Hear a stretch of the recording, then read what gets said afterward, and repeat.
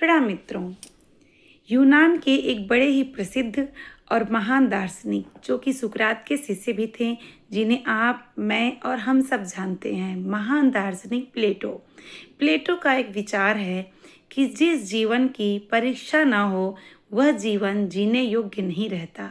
माने जिस जीवन में कोई संघर्ष न हो, कोई प्रतिकूलता न हो, वह जीवन जीवन नहीं होता। हमारे राष्ट्रकवि दिनकर जी भी लिखते हैं कि युद्ध नहीं जिनके जीवन में वे भी बड़े अभागे होंगे, या तो प्रण को तोड़ा होगा या तो रण से भागे होंगे। माने अपने जीवन में कठिनाइयों का सामना करना ही हमारा वास्तविक उद्देश्य होता है। जीवन तो असफलताओं, संघर्षों और प्रतिकूलता का ही नाम होता है।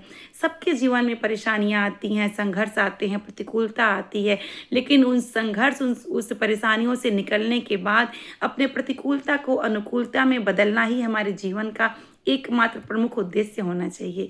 इसीलिए जीवन में समस्याएं, संघर्ष और प्रतिकूलता को एक सहज भाव से लेकर उस पर चलकर उन सब से निपट कर उन्हें पार करना होता है। और यही जीवन का एकमात्र उद्देश्य और लक्ष्य होता है कि हम अपने लक्ष्यों को, जो हमारे अच्छे लक्ष्य हैं, जो हमारे अच्छे विचार हैं, उनको चाहे कितनी भी बाधाएं आएं, चाहे कितना भी संघर्ष करना पड़े, हम उस अपने एक लक्ष्य को, अपने उन संघर्षों से पार जाकर अपने उद्देश्य को प्राप्त करें।